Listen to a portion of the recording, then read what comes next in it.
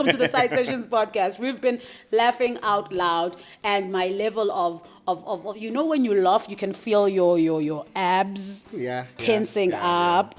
And I didn't think that Dafro would make me laugh so hard. And I didn't think that this gent, because I honestly swear, I was like, you're shy, you don't talk a lot, you're probably so reserved. And then now I'm sitting here, we're laughing together. It's a joy. Ladies and gentlemen, I just want to say welcome, Dafro, remixer, producer, DJ, just all in all, gent, by the looks of it, and you're about to meet him. I hate formal introductions, but I hope I did a decent job by introducing you. Welcome. Oh, thanks. Thank you for having me. Welcome to the podcast. I mean, look, I did say, like, he seems to think I'm gonna tear you. You seem to think I'm gonna tear you apart, like. Yeah. Because Our pre-session was a little bit hot. I'm nervous now. Oh. Yeah. I'm also nervous. Can you believe that? Nah. You don't believe me? Yeah. We've been like that before recording, so you're not nervous. I am. You are. You can see I've changed now. You have. Yeah. What's that about, actually? But no, I'll be fine. Let's do something quickly. Okay. Let's do a quick Q&A. We used to do this earlier just to kind of like make you feel comfortable. Yeah. So let's do, Mob, can you give me like 20 seconds there, please? So we're gonna do like 20 seconds, and then you're gonna try to give me like answers to these questions within the 20 seconds, just so we can kind of like fast track getting to know you quickly. Okay. But these are like, it's not like things that are gonna make you think. Okay. All right, Mob, you let me know when you're ready with us with the time. Don't be nervous. Yeah. Okay, are we going? Okay. Are we going? Yeah. Okay. Okay. What's your star sign? Capricorn. What's your favorite food? Mohodu. Extroverted or introverted? Introvert. Sober or inebriated? So. Do you not drink? At all. At all? I don't even smoke. Oh. Never done it. Oh, you church guy, Kanene, but yeah. Yeah, you can say that. Yeah. Okay, we're coming back to that. What genre do you enjoy listening to outside of dance? Lo-fi. Lo-fi. Yeah. Lo-fi. Are you a morning person or a night owl? Morning.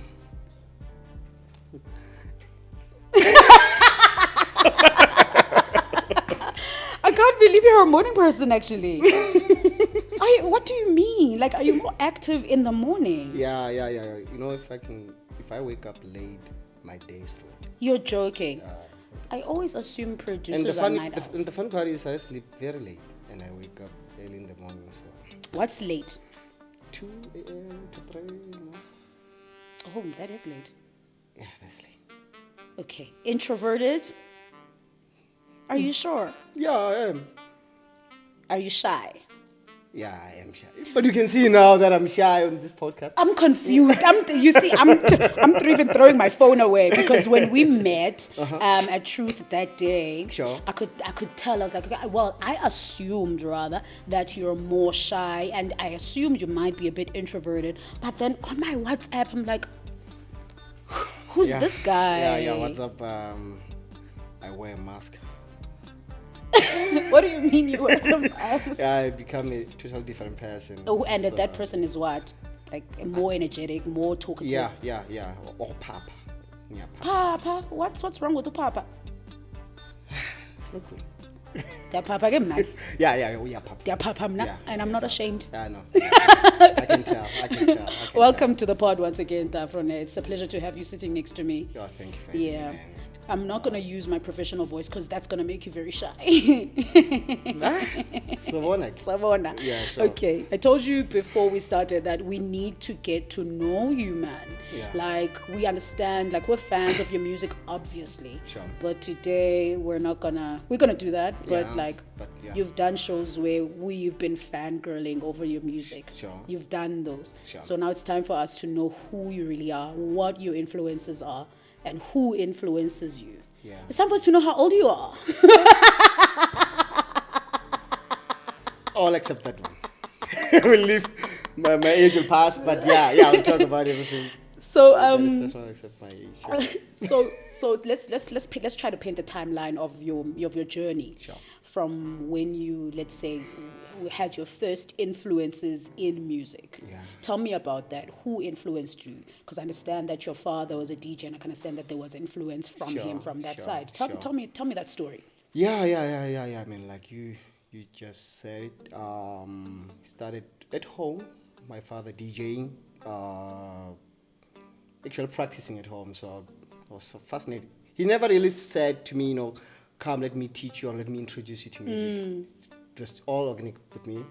I loved watching him do that. I enjoyed some records he was playing, and it was just that. Then again, there was music at school, singing at assembly before, going to classes.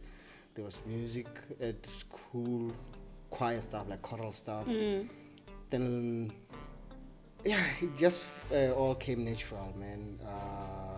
My father then offered to teach me to DJ when I asked. Then that was the beginning of. When did you ask? I was 7. So at 7, you're like, Papa, keep at long. You got me close. Yeah.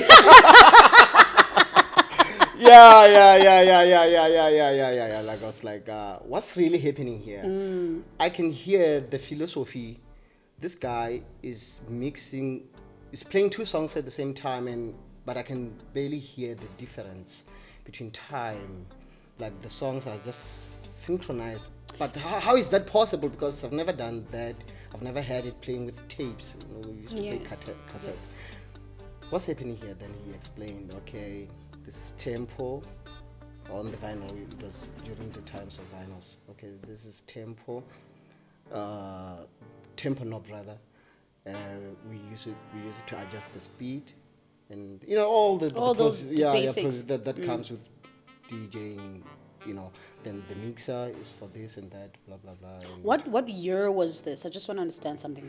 You want to know my age? Low key. Was it 2000 No, really, I just want to know. Because you said he 2, 3 somewhere there. 2003. Yeah, 2. Were they mixing that Django vinyl? When they just play? No. Wait for this one. Fade out. No. Cue. That's why I was moved already. I'm seeing 2 songs playing at the same time, and the other one is fading away. The other one is fading in, and I can't do it with cassette, because we have a lot of gadgets when I was growing up. That's so cool. Yeah, I had tapes, a lot of stuff, man, that dealt with music, So I couldn't do what he was doing with cassette. So yes, and then he was he's still a DJ, but now he's just doing it at home. Yeah, he's just a father now. Sure, yeah. So he was not just pausing a song like you're putting it. No.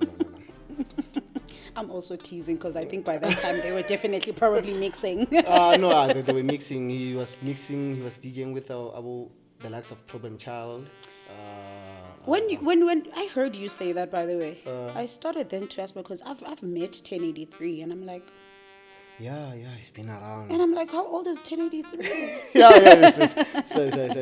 He's a hot man. Yeah.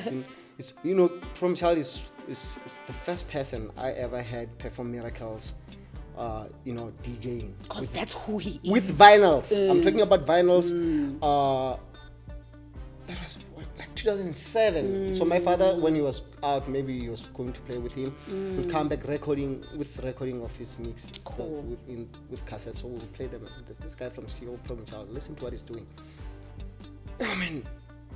Yo. I understand. I will lie. I was playing this tune, Natural High. So I was performing all these tricks on it, and it was so foreign to me. Is that even possible? Not so long I was shocked with people are able to synchronize songs and they're using vinyls, but this one not only synchronizing so well, he's a magician. So yeah, it's the first guy. But then I'm seeing people are starting to know him, Black Motion, and that is, they really don't know. I have reservations with that. Exactly, they really don't know. It's the best DJ ever. Yes, yeah, sure. They really don't know. Yeah, sure. So where does church then come in? Okay. Like I said, singing at school. Like when you said that, I was like, what do you mean, like singing? Yeah, I was a chorus leader when I still had the voice. Which one were you? Which vocal? Tenor. Somehow. Tenor was a chorus. Even at high school, can you imagine? I was a grade 12. I was one of male chorus leader, and it was so rare because I went to high school. Only women are. Yes. Yeah, but I was one of few men who were chorus leading. So at home, both my mom and my dad. So automatically, when your parents are attending a particular church, by virtue of that, you are also a member. I love the church, and especially the version of ZCC. Version. I want the right word. Because there's two ZCCs. The one, the Saint Ignace, the Dove one. Okay. So it has a lot of music in their stuff. Like they do a lot of music. There's a lot of choirs, a lot of choral music going on there. So when you're a member and you're a kid, you are forced to just, not really forced, but you ought to do it. You ought to join choir. So spend a lot of time singing every Saturday. So I ended up also falling in love with choral music there, knowing how to read music, do re mi fa sol, like tonic solfa system. Yeah. And also ended up conducting, teach music and conduct and stuff. So you take that, you fuse it with the knowledge of dance music at home. Sure. Automatically, you tend to just have, these ideas of gospel in your craft, because I'm only doing gospel. Kind of house now. It's popping. I'm not gonna lie. Yeah, but I was just doing normal dance music, but I'll fuse some chords, like the song we did with Aero Manielo, La Don. The chords, they have some sort of church vibe a little bit, but it's not really church. It's normal grand acoustic piano chords. But Sanel was to me when I started working with him back then. It's like, you have this church thing in you, you do this church thing in you. It's like, maybe this guy's onto something, man.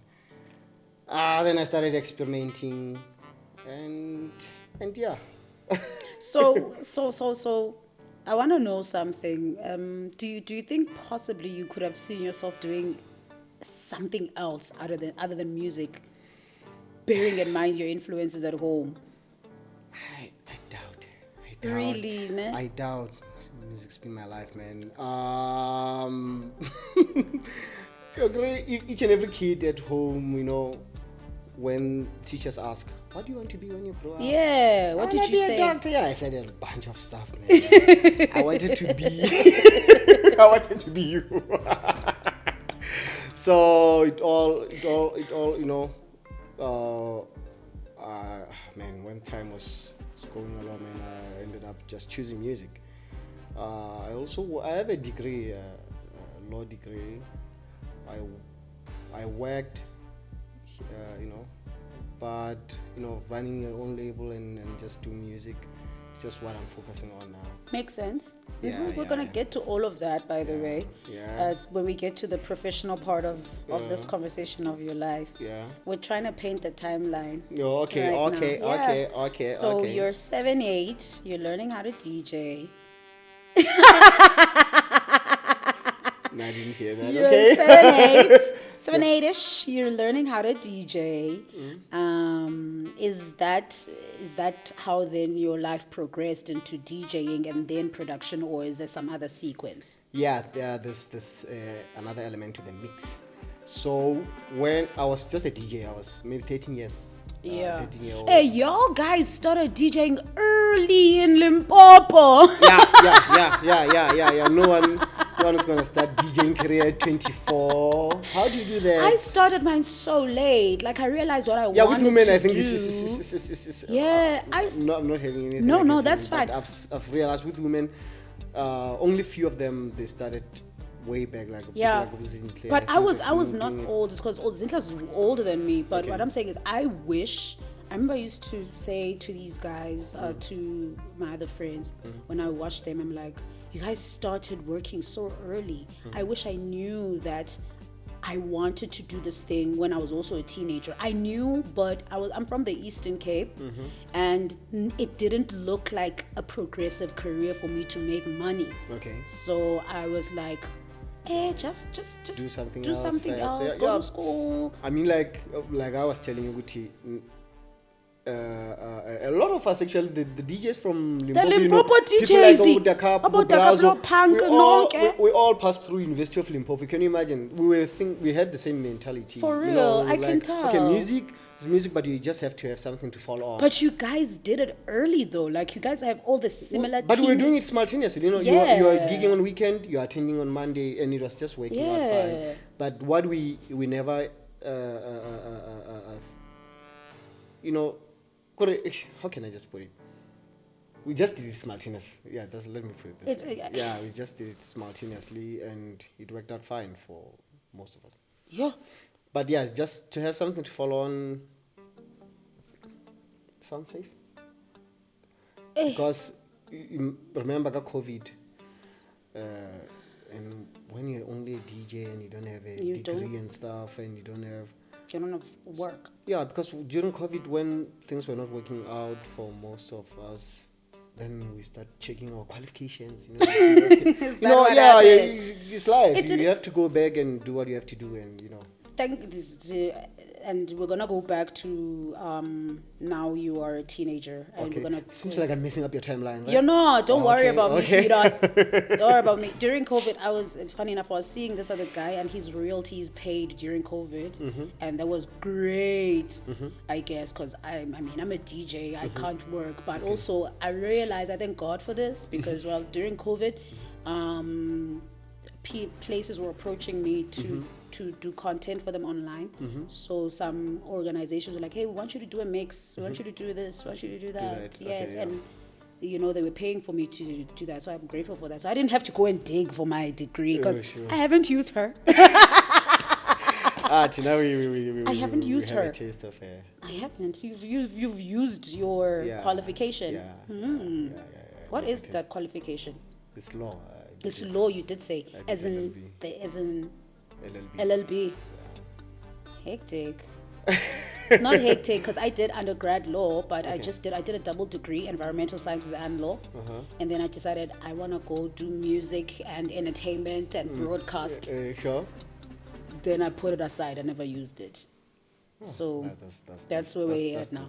Okay, you're a teenager now. No, not teenager. 13-year-old. Are you a teenager? 13? That's pre-adolescent. That's a mini teen. Okay, you're 13. Okay. You're 13. Okay. Okay. Okay, you're 13. So, a friend of mine, Lesina J. Your friend one does it? His name is Lesina J. Okay.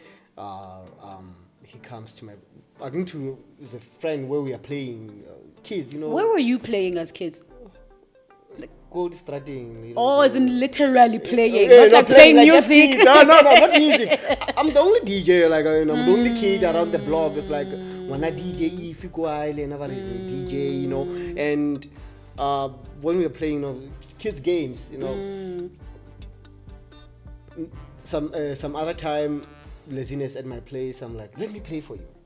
So that's when he found out that I can DJ. Sure. Then I was a little bit taught him, but I was not really hooked. Then Jiggy Ninning, he tells me that he has this software. His cousin actually is the one who had the laptop. He's the only one who had the laptop.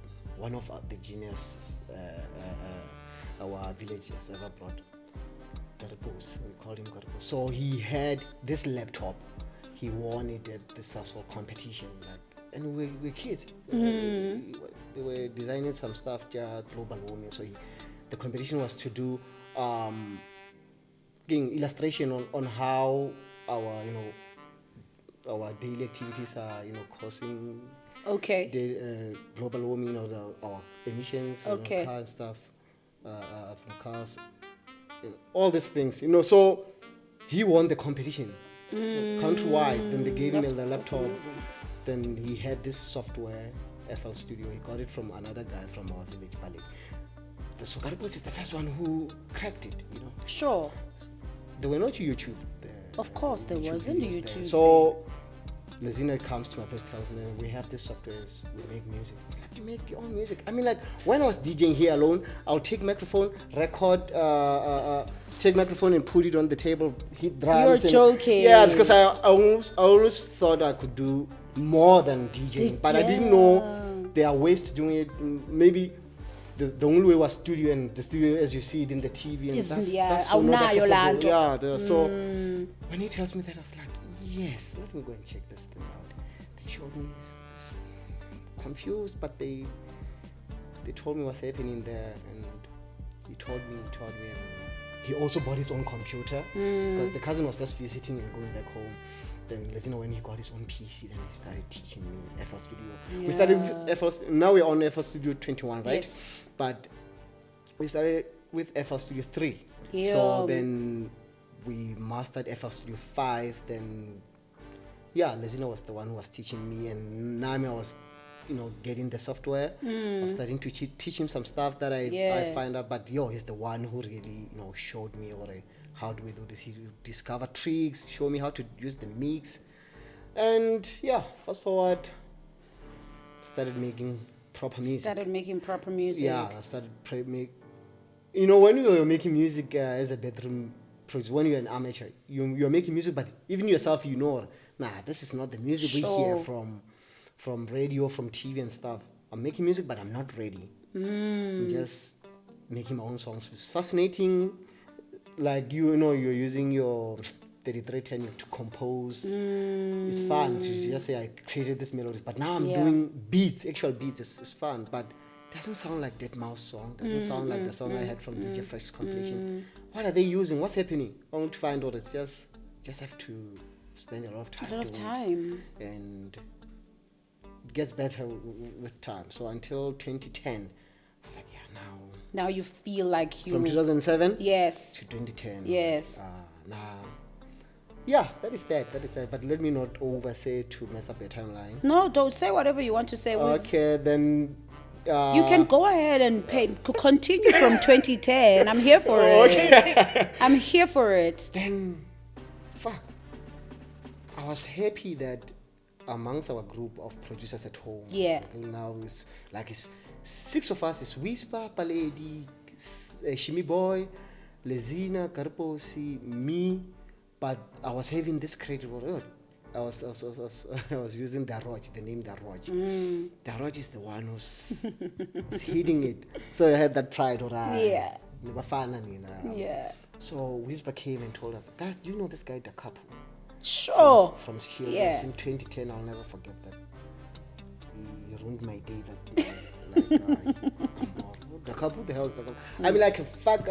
Sorry for cursing. It's the internet. It's the internet. I can fuck everybody, man. Yes. I'm you were you were the guy. Yeah. Of course, my guys are hearing it from me. But bring the Capo, bring his music. Yeah. And Whisper, okay, I had this guy, the Capo from he was being managed by Swiss, so. So he played this song, Peaceful. I still remember very well. We were at Bali's place. Oh man, what did I just hear? Wow. He was already advanced. Yes. He was, you guys don't. That's why the podcast you watched and you said EJ seems to be saying that I love the couple that much. It's because it comes. It comes from very deep memories, because man, I got emotional because I've put blood, sweat and tears to this thing, and I don't know how to get better, or that's how far you can get, and the only time you can make it sound way more professional is when you're using a studio, like I was telling you. But this guy, the Capo, is playing the song Peaceful. They're playing, and he was doing deep house and tribal. Yes. They're playing tribal gathering. They're playing African roots. They're playing Mignon. All those songs. That to drawing board. I have to go and do my stuff. Then I met this guy, Nine Lives, in Mokopane. Yeah. Yeah, he's the one also helped me to advance to another level of production, because he taught me reason, another door. Okay. But I didn't really like reason. I don't like reason. You do, yeah. I don't like the interface. You know, Napa uses it and is very good with it. Oh, good for him. He's the only guy I know who uses reason. And now the he's other guy the from only. Zanin called Ali Dug. Yeah. They're the only people I know in this field who are using resin. But the rest is either Fruit Loops or Ableton or Cubase. Cubase is another one I don't fuck with. What's that one? I have a Mac, so I enjoy Logic. Logic. Yeah. I enjoy the interface for Logic. Yeah. You don't know FL Studio, but anyway. I do know FL Studio. It's user friendly. I enjoy that it's user friendly. Like it's still okay. So, maybe the professional will show me what I'm missing on Fruity Loops. And there's this misconception about FL Studio. People think it's like they think it's a door for amateurs. And that's stupid. What are you guys talking about? That's stupid. FL Studio has power users. So when you go to your website, they'll tell you they're power users. One amongst them is Boy Wonder, Drake's number one producer. After maybe, but who's that one? Noah 40. Avicii, may so rest in peace. Avicii was a FL Studio power user. Dead Mouse used FL Studio. Actually, literally everyone these days are using FL Studio. FL Studio is great, period. Because the conversation, I'm going to get a little bit technical with these things. So please do. The conversation. That's the difference between these podcasts and you're allowed to go technical here. yeah, let me. So there are a lot of conversations I had with producers. Sure. This debate of what's better, FL Studio. They'd be like, the sound quality that comes from Logic, that comes from Ableton Pro Tools, is better than FL Studio. That's the only problem with me. I use Cubase because the quality, like, that's not how things work. The quality of the sound that's going to come, that you're going to output from your DAW, is not determined by your DAW itself. No, the things you choose to use in your DAW, like your samples, your kicks. First of all, you have to have proper sounding samples. You have to have proper sounding instruments. If it's a plugin, it has to be a very good instrument. If you're recording, you have to record it in a very good manner. That's your quality there. Yes. The DAW, it's just a matter of workflow and tools, but the overall quality. Don't be telling me that the sound engine for FL Studio is weaker than the one for Logic. That makes no sense, actually. Yeah? That makes no sense. No. They're just hitting on our FL Studio. So FL Studio has been there, man. It's here. It will always be. And this conversation of what's better, it will have you confused as a producer sometimes. You'll end up, hey, that guy is good. It means he's using Logic. Yeah. Nah. It's if a you're preference good, you're good. also. If you're good. I can use what's this resin. I last used it in 2010, but Nabe is so good with it. The Capo was using FL Studio, now he's using Logic, but I don't really hear the differences. I'm just hearing the maturity in his sound as we mature, as we grow. Of course. But it's just a matter of workflow. Which one do you love, and which one comes with the good stock plugins, maybe on just some smaller technicalities. But FL Studio, man, is very, very, very good. Okay. Very, very good. So yeah, but I met Nine Lives in Mukopane. Then he taught me resin, but he was also good with FL Studio. So he taught me how to properly use mixer. I see. Yeah, the mixer to just mix things nicely, and he also taught me how you can use things that didn't come with FL Studio. I remember when Lesina taught me, we were just using everything that is coming with FL Studio. That's how far we could get in using tools that you can use when making music. So Nine Lives is giving me samples, how to import them. You don't have to use the BD that is coming with FL Studio. Yes. You can have the bass drum that is downloaded somewhere and you import it. Yes. You can use what are those old plugins that we're using? Hypersonic. There was this good plugin a lot of people had. So I was like, okay, we can use things that are not coming with FL Studio. That's the guy who really contributed. Then from there, when I got to varsity, Sure. now I have unlimited internet supply, Yeah. so I'm able to download, to search for myself, Google, plugging for this, plugging for that, better reverb, better delay. Where did you get the time? That's why cost was jawing. Okay. So you have to sacrifice part of the cost. Yeah, you have to sacrifice part of the cost. Yeah, if you're going to be a good Law is musician. very demanding, sir. Yours very. Hey, we were sapping. We were. Yeah, it was rough. I get was it. rough, it I was get rough. it. But no regrets. I get it. No regrets. But yeah, so download stuff from internet. Some later on watch videos, but I've never really watched YouTube videos. I only learned through reading. That's how thankful I am to being under the share of academics. You tend to not get lazy to read. So I read a lot of articles. That's even what I was talking about. That there's no real difference between DAWs. I agree. These things we used to make music is called a DAW. It's a digital audio workstation, and the plugins we use, we call them VSTs, Visual Studio Technology. So there's no difference in the quality of In the DAWs. quality of It's coming from an article. I saw it. I read it in an article. But you heard me say, I'm talking about the interface of things and the use. Oh yeah, the use. There's a difference there. So people be talking about quality. I'm like quality. Well. The one that I recommend for I love FL Studio. I'll never divorce. Yeah, okay, Studio, we get it. You are married to it. It's your love. If I were to use a second DAW, I'll use Ableton Live. Ableton is. Eromaniolo gave it to me this other Ableton time. I enjoyed using it. Just that, I'm in a toxic relationship with my FL Studio. So I went back to the love of my life. But Ableton was so nice in terms of. That's why a lot of performers use it. Yes, so FKJ is using it. It makes things so flowing, so nice. But in terms of quality, no, don't talk to me about quality. So yeah, after when Nine Lives taught me, I was now feeling my sound is really maturing. Yeah. I'm getting tempted to send demos. Sure. All this time I never sent demos. I course. was just doing it home. Of course. Showing my father, hey, I made this song, but I guilty. And what did he say? When you don't know house music people are so toxic. They are. They're so toxic. So what did they? You and me, even me, we are toxic. We are so toxic. And it was so toxic then. Was it right? So there was this disease of loving international sound. Yes. So when you play the song to my father, he's like he loves people like Frank Roger, Quentin Harris, Rocco, Edges and all those people.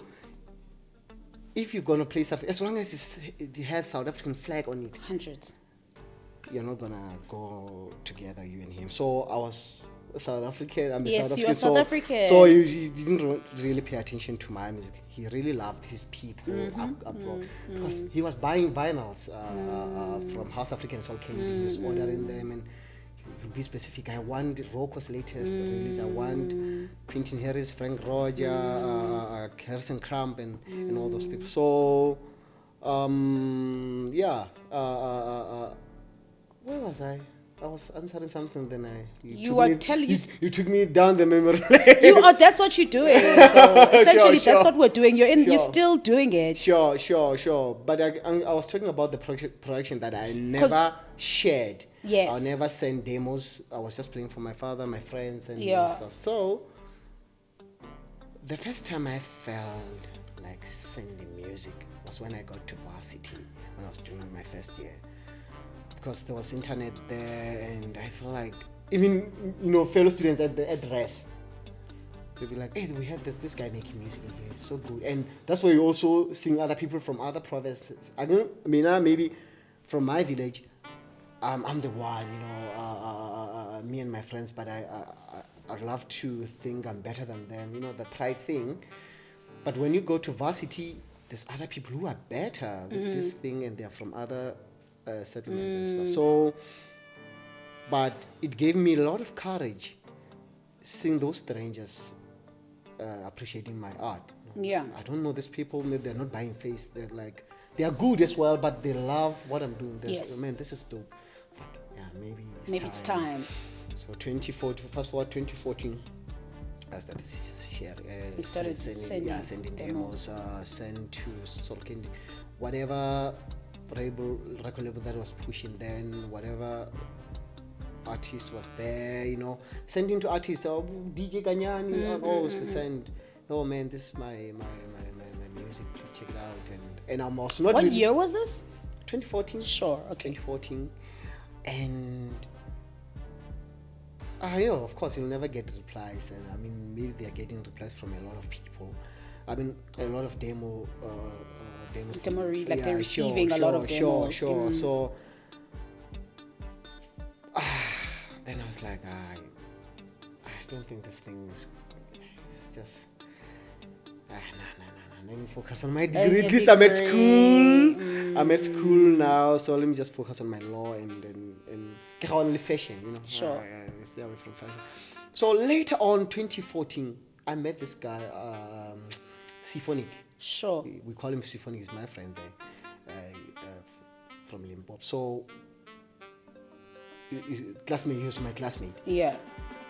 He's a DJ at campus. He's one of those DJs at campus. You know, they're pushing and stuff on campus, right? So I tell him, man, I make music. He's like, yo, you know, I also have my guys from my hood. They're making music better than yours. He's rapping. But please come to my room when you have time. Come and listen to my music. Then he came.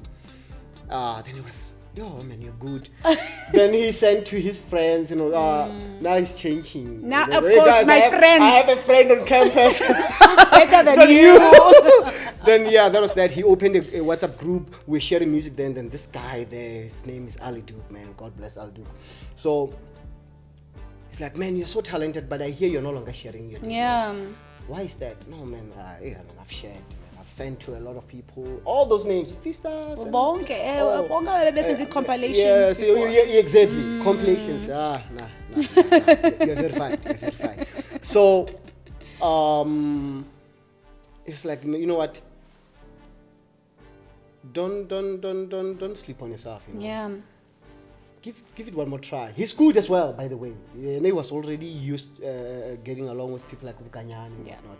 Just like, and Vinny Da Vinci and all that. But he was like, you know, man, I'll send you email addresses now. Just try your luck.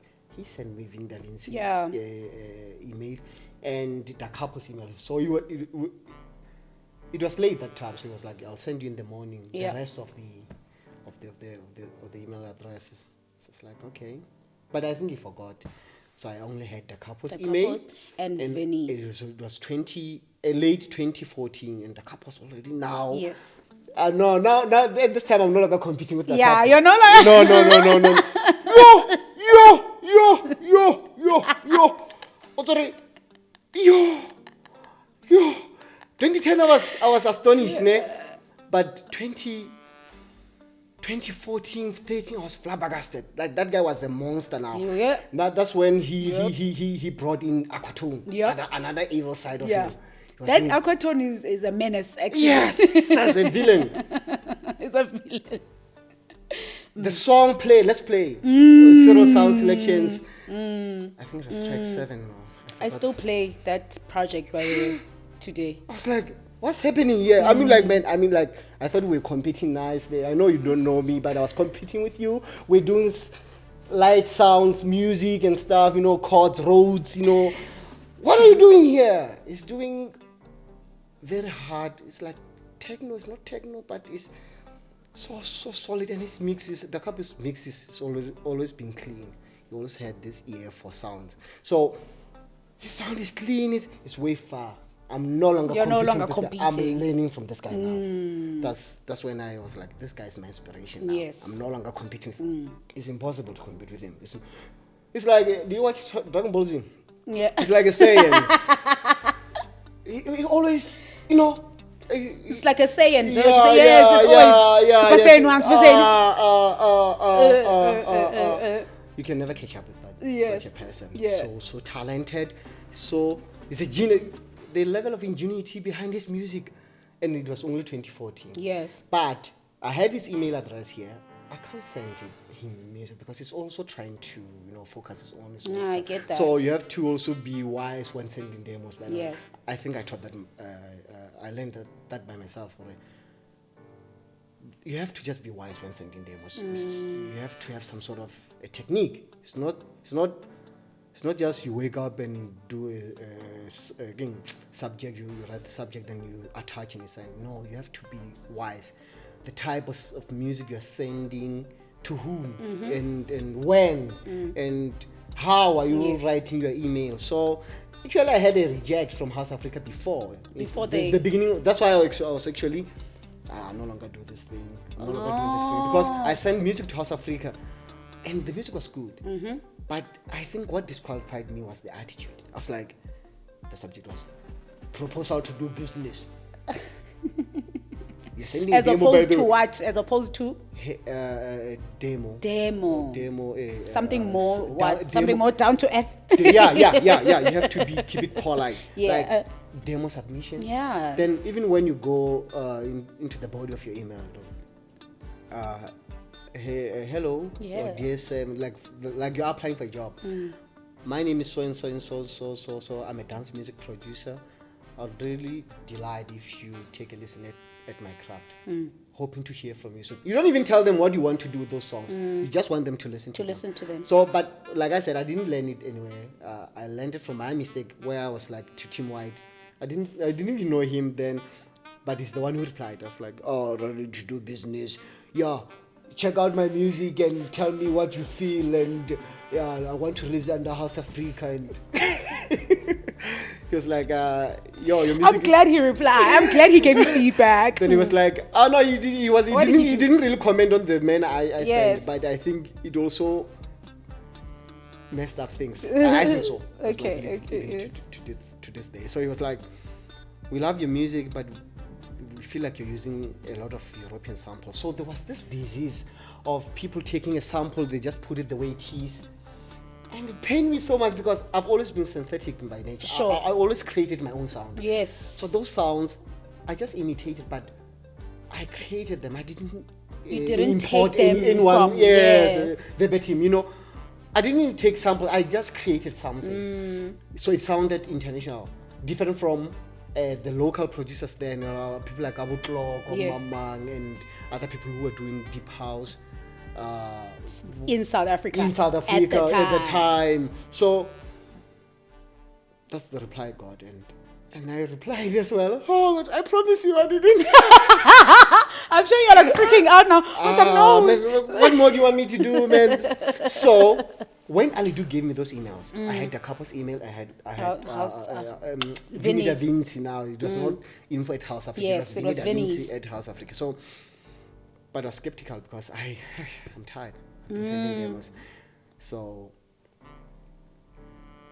okay, I'll just send to Vinny Da Vinci alone, not the Capo. The Capo is still also trying to find his way in the game. That makes sense though. So, then this other time at the on campus computer lab, I'm like, okay, let me just check. Open my USB that I got my music from. I would normally put my music in. So. That's what that thing I was talking about comes in, the one of choosing music and who to send. So I'm like, I have these songs. I'm a versatile producer at that time. You are. I take pride in having this ability to adapt to different styles of dance. So, but this is Vinny Da Vinci. Thankfully, I grew up listening to Vinny Da Vinci because of my father. My father would buy compilations, deep house sounds. Yes. So, what do I have that best describes Vinny Da Vinci? So I had these two songs. I had a lot of songs. A little bit like techno and stuff, but I had this song called Deep Surface. It was deep house and it was moving, and I also have this other one, music communication. So I'm sending him this too. Now I'm gonna be polite this time. Dear sir, dear Vinny. So please listen to my music. My name is Dafro. I make dance music. Please hear my sound out. Blah blah blah blah. Hoping to hear from you soon. 3 weeks later, I got a reply. Man, I'm so impressed. I didn't even believe what I was seeing. I called my mom. Hey, come and see. So yeah, I love your music, man. Keep doing what you do. I'm sending your music to the label. Hopefully something happens there. That's when all this Dafro started. And I was calling myself Dafro Kid then. I was not Dafro Kid? Yeah, Dafro Kid. So he linked me with Tim White. Our very own Tim White. Okay. Now he came, hey Prince, I'm trying to get hold of you. Then we were on WhatsApp. Yeah, we want to license your 2 songs, music communication and Deep Surface on our next House Afrika sessions compilation. I'm like, oh, thank you. Thankfully, he took time to send the contract, the license agreements. Yeah. So I was panicking. I got over maybe you were thinking that he's changed his mind. So I'm on his WhatsApp. I'm like, oh man, okay. While we're waiting for the agreements, do you also play this kind of music? Then I'm sending the other stuff from my. Okay. Oh, that was good for you to do. Yeah, that was smart. Yeah.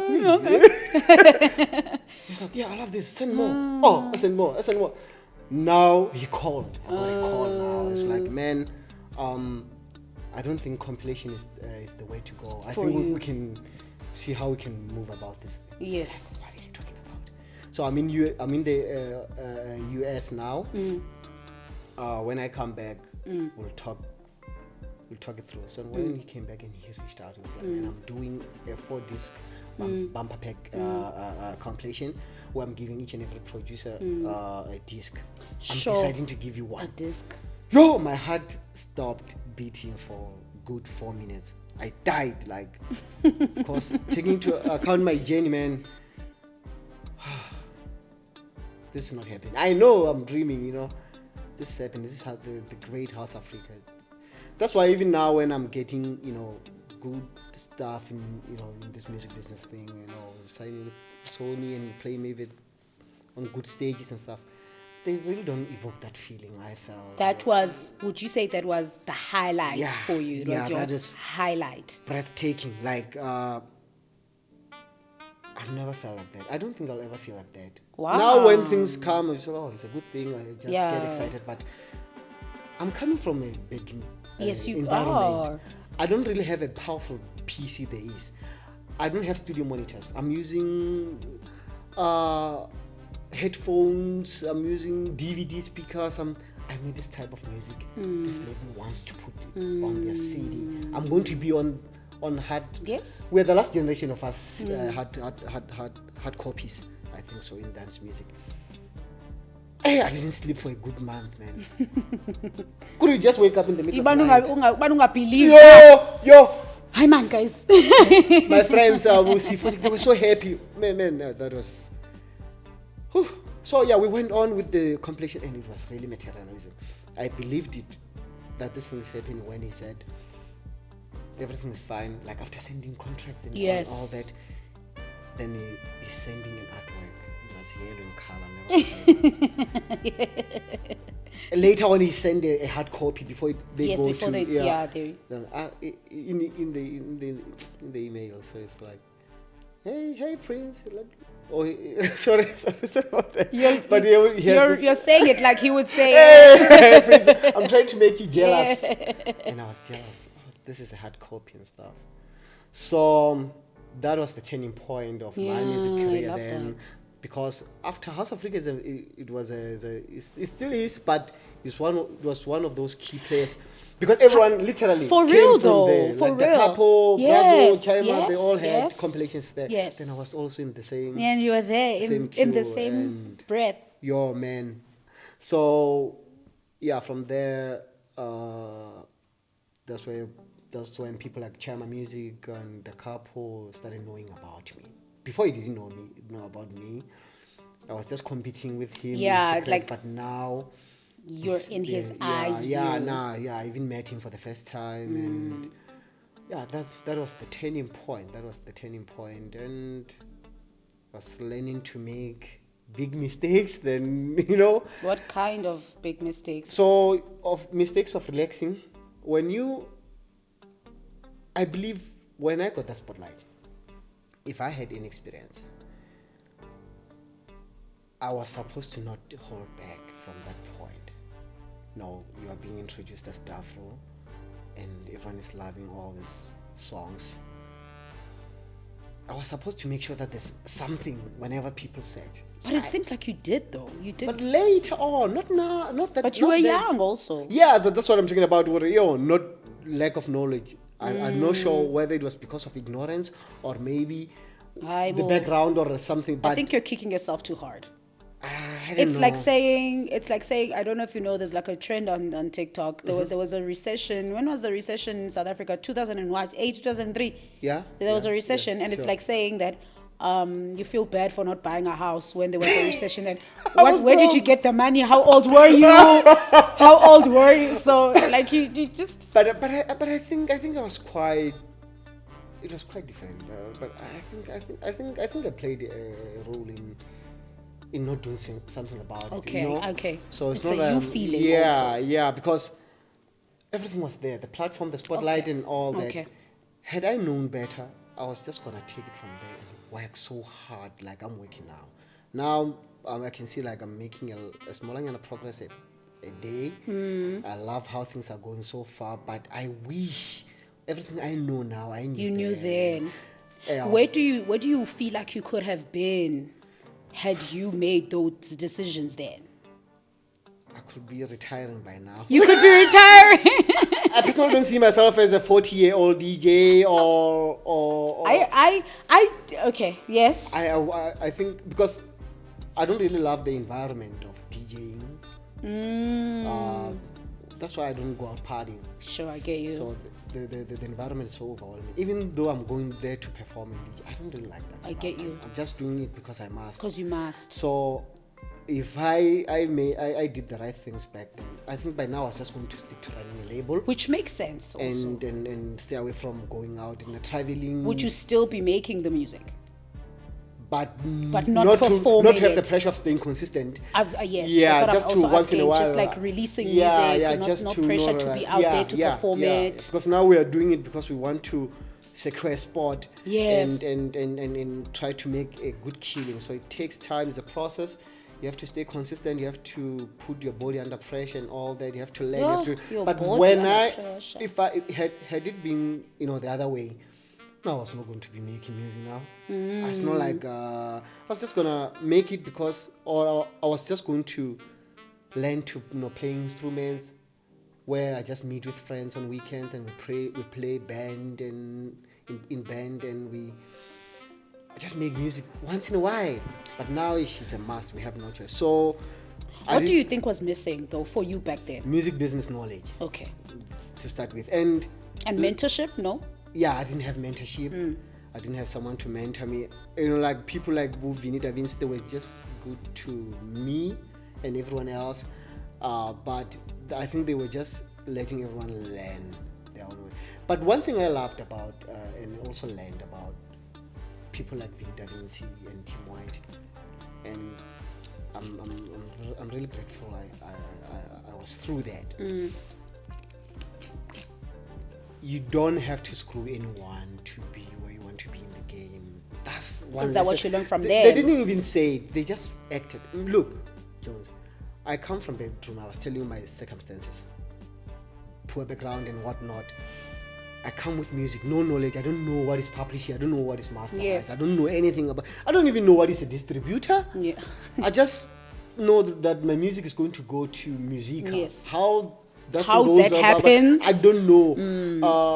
Whether the deal they gave me that we're going to share 25, was it 18? Oh, it was 18% split. They're taking. At least you know how much the splits were. Do you understand? People today don't know what their split expectation. But that was the best 18% I've ever had. I'm sure it was. It was better than the 50% that we you're have. getting now. So those guys, they had the point that 18%. Sorry, did it include physical copy sales? Yeah, the 18% was actually exclusively a physical sales. The digital was 50-50. Oh, that is a better. It's definitely better than. And we got the money. That's why where I'm trying to get at. Okay. Getting the money is very important. It's so important. Because now, like I said, these people had all the opportunity in the world to take advantage of me. Yes, but they didn't. You see, that's what quality I love and learned from these two men, good men, Tim White and Vinny Da Vinci. So Vinny Da Vinci is a DJ. He had the choice, man, to just take your music and rename it. Yes. You are from a village. No one is gonna listen to you when you cry. I mean, like, people are not even listening to you. Even now, when there's a lot of social media and Twitter.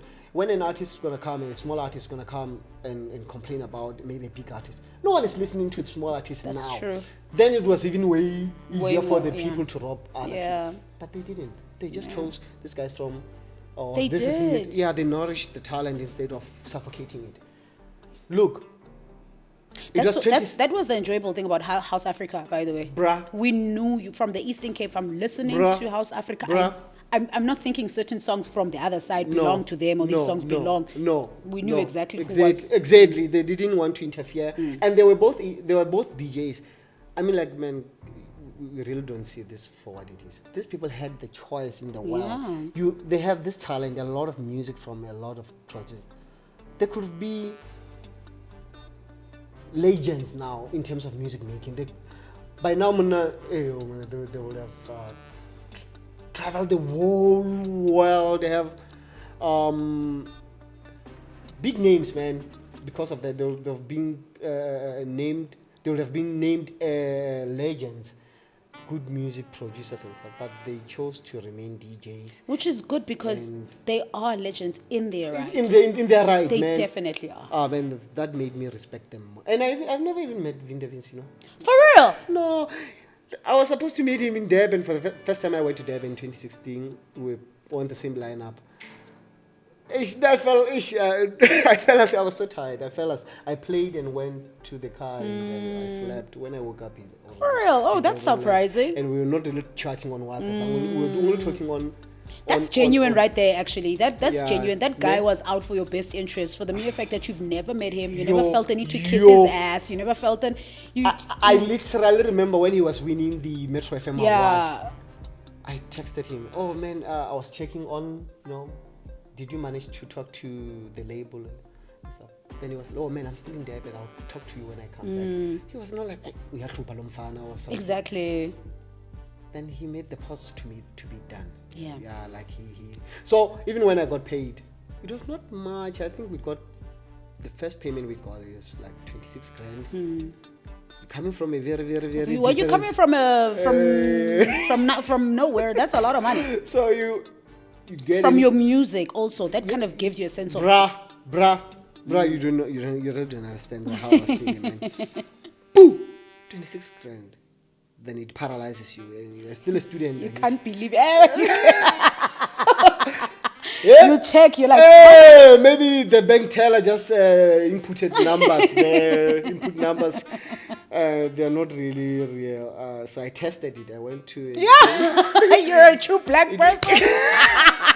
You tested it. I wanted to see if this is real money. Like, it's not big, it's only 26,000, man. But no, think about small. It may be small, but for me it was the world. No, it came from my music. From your music. Can you imagine? It was for the first time I make something and something with my music. So the first time I did the very same. I didn't have a cell phone, right? The cell phone I had is to talk to about Team White and all that. It came from music. I entered into this contract. It came from music? Yes, it was this contract of barter, barter contract. I give you this, you give me that. This guy, he's a producer. He's good as well, but he wanted to buy songs from me. So I don't know, I didn't have money. It was like 2014, early 2014. Buy songs meaning? Like he takes the ownership of the song. The ownership. Then you cede your rights. Yes, everything. I know I'm not getting anything publicly, but I didn't know about this. That's understand. A lot of people don't. Yeah. So it's like, I'll give you this BlackBerry. Give me during the times of BlackBerries and stuff. Bring the phone here. Then he gave me the phone. I gave him 4 songs. I felt bad because I was so attached to those songs. Songs are our babies, man. Yeah. So that's why people go into depression when their music is stolen and stuff. Because the connection you make with your music, no one else understands it but you. So I gave up, but the sacrifice was worth it. So he gave me the phone. Now I can buy BIS. I never had a BlackBerry, so. Yeah. We have the BlackBerry. Now I think actually I got when it was It was no longer. But that's not the point. The point was, that was my first achievement, like monetary achievement. Sure. Yeah, music. So I used the phone to talk to people like Vinny Da Vinci now and stuff. So, like I said, the 25-6 grand was the first payment. We got subsequent payments after that, but they were not as big as 25. But in total, it was quite a good sum. Yeah. So I was trying to emphasize the point that those people had the choice in the world to just They did. screw you I love over. that you said that. Yeah, man, they didn't. So if you're going to take a different path, then there's something wrong with you. If you're learning from, or you're coming from the hands of the likes of Vinny Da Vinci and Tim White, and you come here, you just screw other people. No, I don't think it's it. Anyway, I have feelings about the things of people screwing other people, but I hate it. So later on, man, because of that spotlight from House Afrika, I got to know people like Vinny Da Vinci, Sure. Chama Music, the Capo. Yes. Then I started working with Chama Music Yes, now. yes. He knows me from House Africa. Now I'm Yes. working with Chama Music at his own label. Even that story I told you about before we recorded. We're Yeah. not going to touch that Okay. one. So, yeah, he was booking me. He was really helping.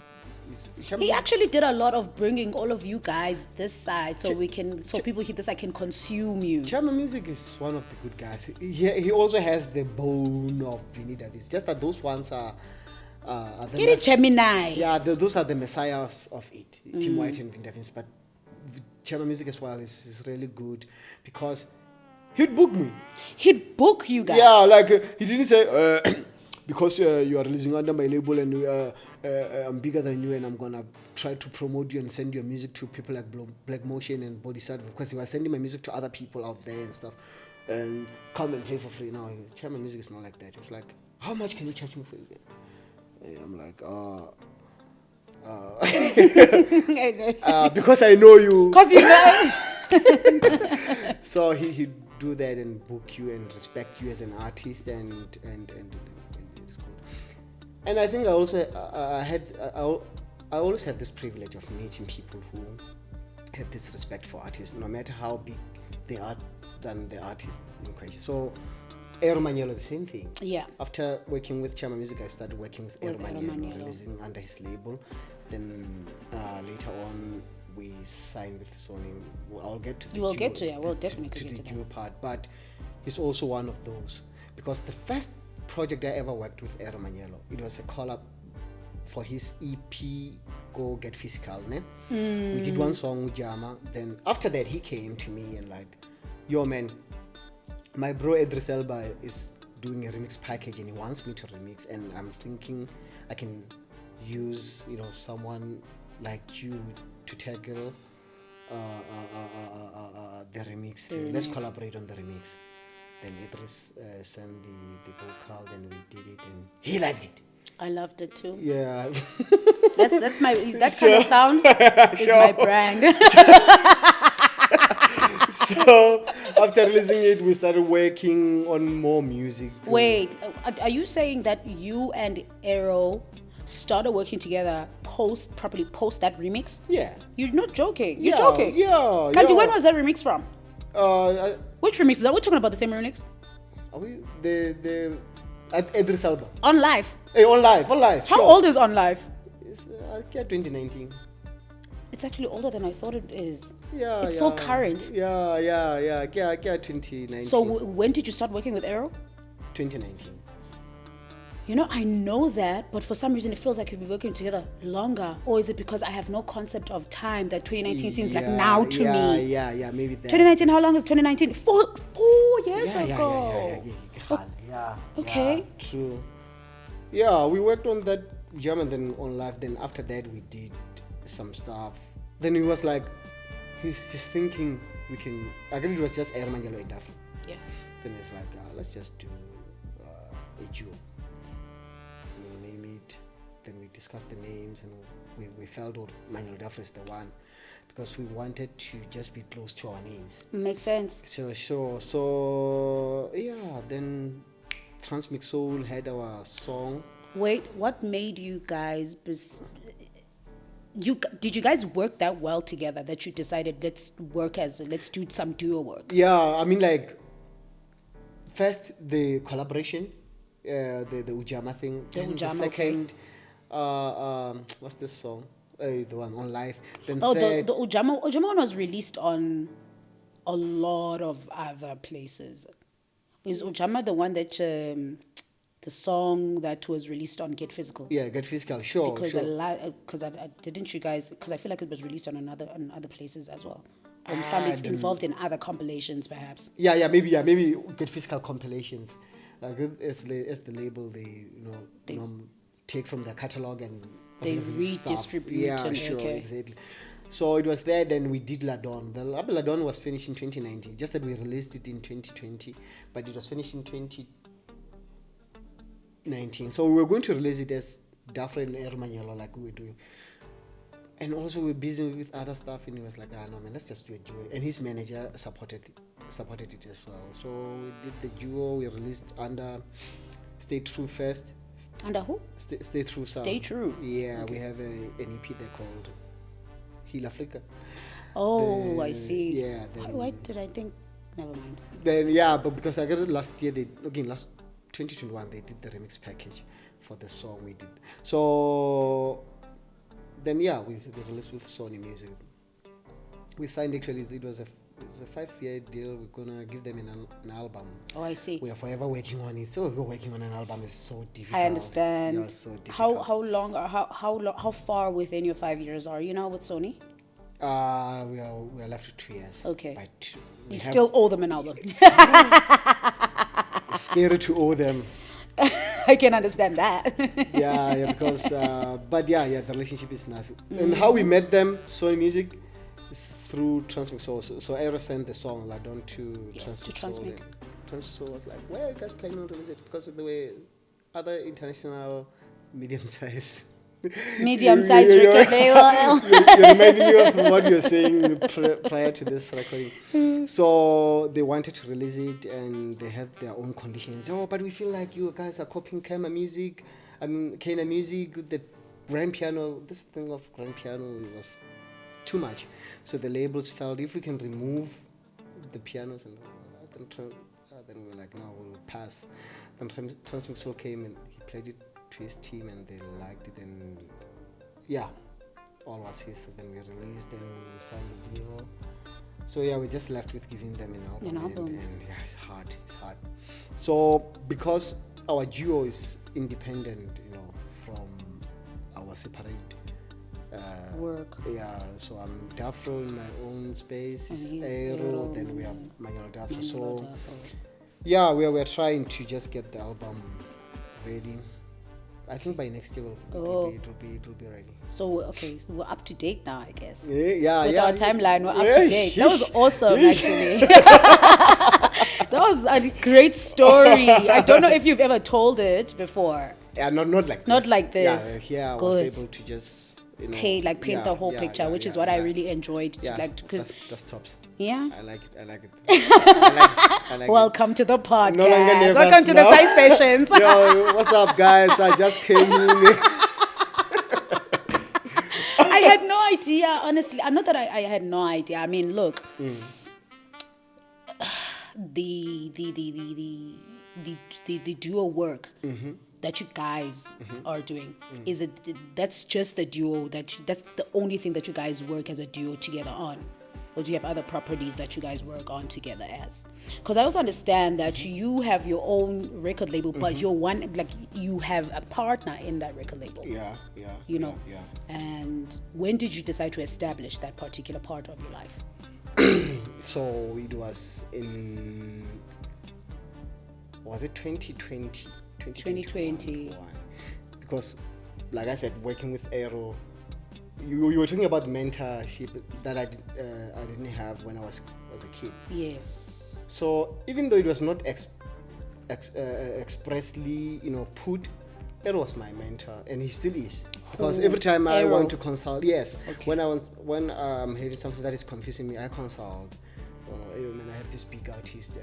He thinks he's big and he wants to gel me. and blah blah blah. Aaron will be like, okay, this is the way to go about Yeah, it. and he'd know. I trust that. Yeah. No. It's And you just groot top. man engajabisiyo leyana. And very music intelligent. So he knows music business. I've never met actually anyone who knows music business than Airman. So the label thing, I mean, like if you are close to him, you'll just feel or now you need to have something like this because it's just good to own your stuff, you know. It's nice to work with other people occasionally and stuff, but what will happen when you're no more and all your music is just scattered around labels everywhere? Sure, and all scattered that. around labels. You don't have anything to. If maybe I mean, like we're not saying we're established and stuff. I'm trying to build something here, right? Yeah. I'm trying to have my. Actually, like the target was just to release my own music. So other producers was like, "Yeah, can we release under your label?" Then I love the idea as well. I'll release with them, and others I'll also ask and stuff. But the target was me and my masters, because I love it when I see what you know the feeling of just logging into your distributor account and just check how your music's doing and just to see what you're in control of all that. Even when you're gone, the smaller that they're generating those things, they're going to your children and your moms, and they'll also have opportunity to own them if they want to. But it's something that is still close to your family. The problem with taking time to just start your own thing. But not everyone has the capacity to do that. Actually, to even think about it. I think they're just scared. They definitely, because it's tough. Starting something. There's no budget. There's no tools. Big labels and medium-sized labels, they have the tools, all the tools in the world, man, to put the music out there and all that and stuff. It's good. But what then, man, when you lose juice? All this, and many of these labels, their deals are so long. The license deal, others, they're, lifetime of a copyright. Okay. 10 years, 20 years. Nigga, COVID almost wiped us all. What was going to happen to our families and stuff? So it's good to just know that you're going to leave something your family will hold on to. When you die, sorry. It's fine. If it's not polite. So when you die, or when an artist pass away, right? Yes. We do all this rest in peace and all that. Some of people start playing those music. You'll find them. They played a lot. And you'll find out the family's not gonna even get anything because the songs. They're in the air. It's in other people's hands and whatnot. When you say other people's hands, it's a label, like it's another label. Yes, because I'm not sure. Because I understand that there's if you distribute your music with a different label, of course they have different terms. All labels have different terms. They're different, but sometimes it's not even in anyone's hands. When the license expires, for example, many labels used to do 5 years. House Afrika, I did 5 years. What does that mean? Like we license your music for 5 years? Yes, after 5 years the license expires. Maybe we can decide if we renew it. But now those masters come back to you. That's what I want to be clear on. I can do whatever it is that I like with them. So with me, the songs that I actually released under House Afrika, they're under my label now. The songs I released under Channel Music, they're under my label now. And Stay True? Yeah, Stay True is for my Dafro. Stay True, I think is... I'm not sure about the terms. I think it's quite long. I'm not getting them anytime soon, but it's fine. It's fine. I was just talking about Dafro. Yeah. So, not only about that, leaving something for your family and stuff, but another thing that I liked about, having your own label to put your own music. Yes. What we were talking about before I called it that, sometimes when you deal with labels, you'll have difficult time getting your royalties. Yeah. Not for me, it's so personal to me. I hate working and not get paid. It doesn't make sense because you worked. You should get paid. I hate it with my soul. So getting control is so relaxing. But comes at the cost. Your music's not gonna be as top. It's not gonna get the push. Yeah. But I'd rather take my chances this I time. like but that. we're still working with other labels. Just that now I know what I'm home. And another thing, controlling the narrative. But the money part is the first thing. I'm not gonna act like I just want to make the music I feel now. It was just a business move.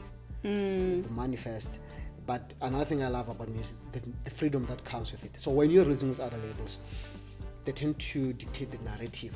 Yes. They'll tell you they don't like this in your song. Like I was telling you. Really, I did. Okay. The Ladon thing, I told you we were releasing it with a label, the piano, yes. the piano.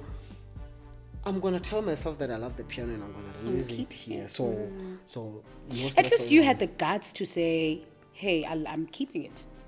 Yeah. Like, at least you have the guts. For the because and for that label it was not really worth it for that song. Okay. It ended up with Sony. Yes, so it means it was a very big song. So have your own label, you're gonna release the music you love, and you're gonna. It's a lot of work. You have to stay consistent and. Yeah, it's relaxing, but of course the capital. Yeah, the capital. It's difficult. Who is under Venoma Musike? So I'm not really. What are you doing with Venoma Musike and other artists? Yeah. Let me answer that. I'm not, because we were talking about the sizes of labels before this.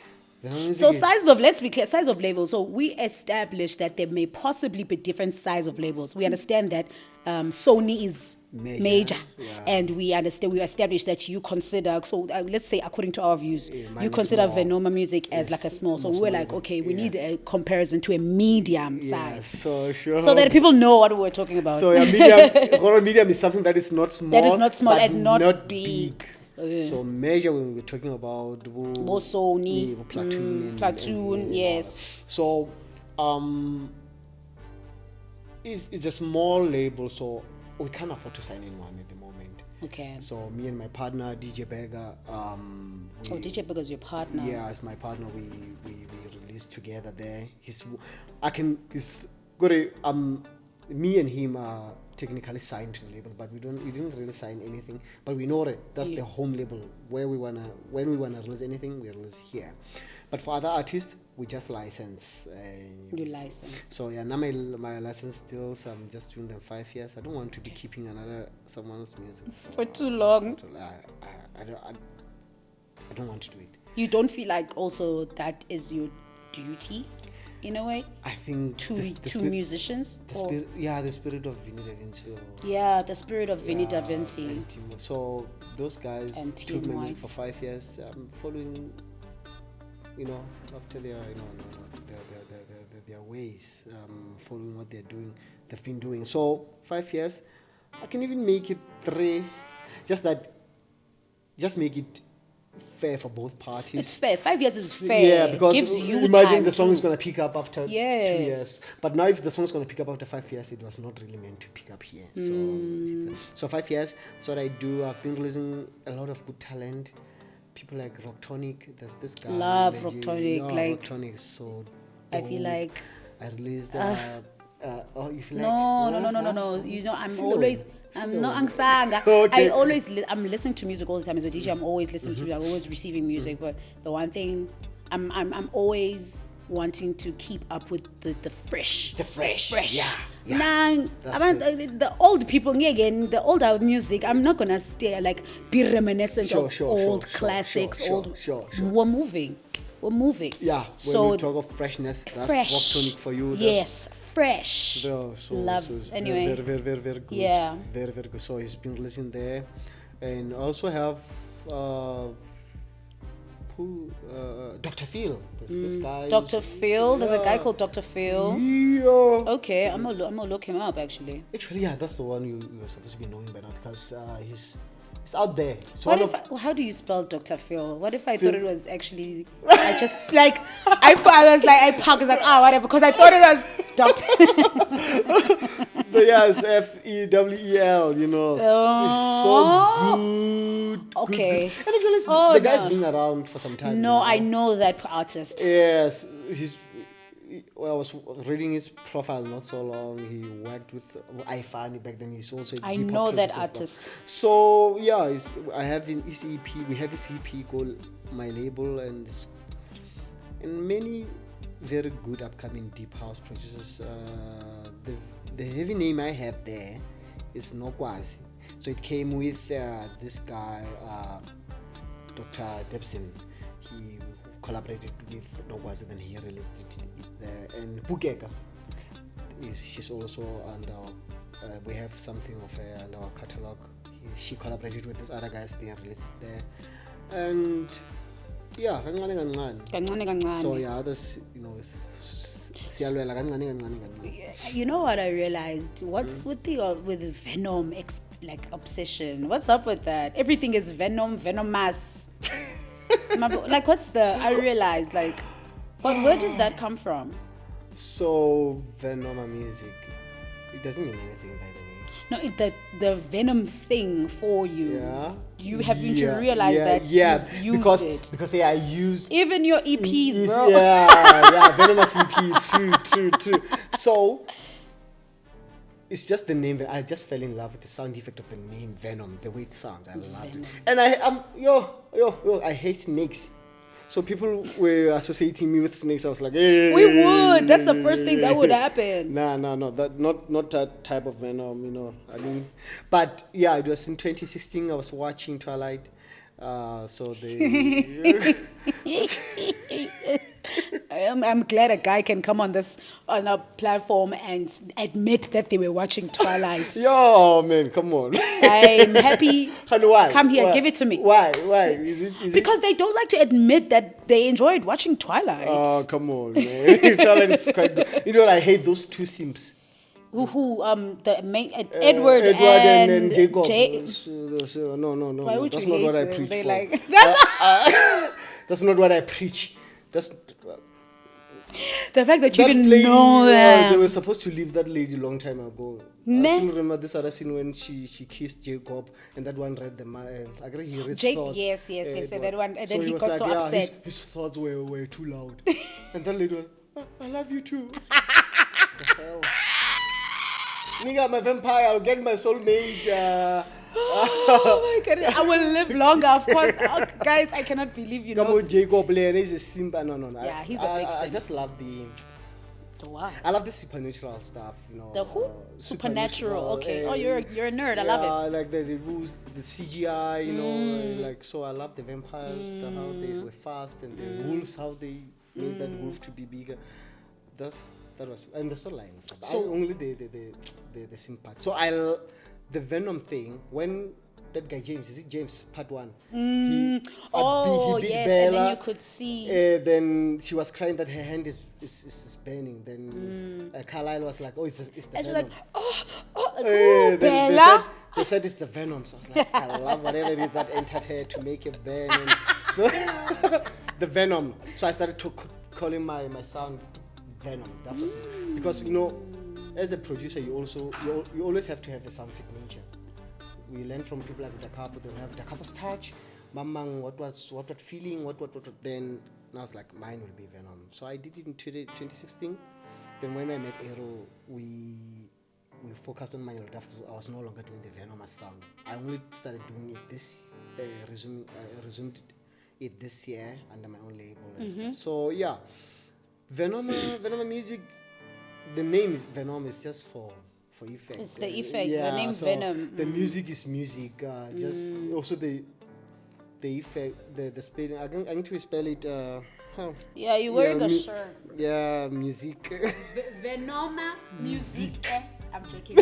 Music. So it's just music. Find a way of writing. In a characterized way. Yes. So yeah. Just chose the name because. I was doing the Venom thing. The Venom thing. It makes sense. That's how branding works. Yeah, so yeah. Controlling the narrative. I was still controlling the narrative for my the type of music I want to put out for myself and for the label and yeah, that's. So what's the difference when you release through you and you release through someone else's record label? Actually, no, I haven't released through anyone. You haven't else. released through anyone Ever in a bit. Since when? It's ever since I did Venoma Musike. Oh, is it? Yeah, I think it's the last year label I've ever since started releasing under my label. But didn't you? I released under Look. It was Yes, I feel like you recently released something under Aluko. It was 29. Was it 2019? No. Hang on, 2021. 2021. Hey. Oh, you're gonna drive me crazy. So I think it was the last time I released under anyone's label. It was that Aluko thing, and because now for me, I just want to have a lot of my catalog, Dafro's catalog on my under label. you. Yeah, like other songs are doing better, others are not, and it's fine. But I just want to keep moving because I have this friend of mine. I worked with this. He used to be my manager back in 2019. Sima from Sima Agency. He's working with Kulu song I'm seeing now. They're doing good stuff. Yeah. So he also worked with Chronicle. I'm not sure whether they're still working, but recently when I was talking to him, he said he's the one who was submitting the Chronicle's latest album to go Complex Care. So he wanted to check if I had something that he can give it to them. I was like, I want to release there. Like I want to also build my brand as Dafro, because when you release with those big labels, it's good and stuff. But I'm not ready for that now. Okay. No, I just want to be particular about this thing of releasing under my own label and have as many songs as I can, make. You can keep under. Yeah. Then I have all that. Then I can start, because I'm trying to compensate for the time I wasted, because I should have done this. I was supposed to have done this in 2017. Okay. So still a huge gap. So let me just rectify that. Then I'll come back and try to also send demos to other labels. But now I love what they're doing. There's good labels now, Afro labels and whatnot. Yes. But you want to just focus on this. Yeah. And you are, because didn't you literally drop 2 full projects this year? Yeah. Are we three back actually? 3? It was January.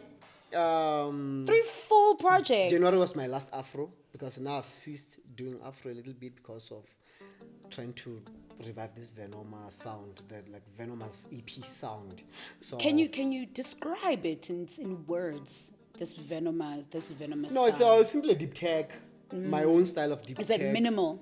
It's not minimal, because honestly, you're anything but minimal. in your music, so I want to understand. Yes, I love throwing things. It's very. It's definitely not minimal. Yeah, anything but minimal. Sure. So, I wanted to just bring that sound because people actually love it. I love that sound. Yeah, people love it more than they love my Afro. I'm seeing the songs that my Afro songs that have maybe like 3 years. These new deep ones are starting to perform better than when I'm checking Spotify and Apple Music. Maybe it's because people are looking for something different, and you're offering that to them. Yeah, I think so. My deep is a little bit different. And Lorna, I don't have anything against Afro. No one says I you do. think for me now, I don't like it the way I like deep tech that I do. It takes a lot of effort. It takes a lot of me to make that to make Afro You can house. hear it. Yeah, it's not my area of strength. I'm saying with the sound that you've taken, this very electronic-y sound. Yeah, man. I want to just feel free when I'm making music. So making this kind of deep house, I love it. So now that I'm also fusing with gospel. Actually, I'm getting so serious with this gospel thing. I call it Venom. I get Venom. This Venom thing there's flavors to this thing. So Clearly, there's flavors, Nyan. Yeah, there's Venom. I did this song back then, but it's not alive. It's Venom because it's a little bit electro. Then there's Green Venom, it's deep tech. There's Venoma's dub, is dub. You see, there's levels for real. Yeah, see, that's what I was asking for you to tell me what this Venom sounds like, because to me it sounded different. Exactly. Even if it's the Venom sound. Yes, sure. It sounds like there's different sounds to the Venom sound. So when someone is doing a dub mix, they'll only call it to be like Jones. Yes. Dub mix. Yes. For me, then I call it Venoma's dub. Yeah. So when I'm just doing it traditionally, the traditional deep house, I'm gonna call it deep venom. Deep venom. Yeah. Then when I'm doing Afro tech, I'm calling it Afro venom. So for people who listen to him and they didn't know this distinction from the mouth, now we all know. So yeah, that is that. So. Because, like, for instance, there is a difference between Da Capo and Akoto. Let's be honest. Yeah. There's a complete difference. So, like... Da Capo's name overwhelms me. Do you know Mbogasi? So when I first heard Mbogasi... Yes. I think that song drives a lot of people crazy, to be quite honest with you.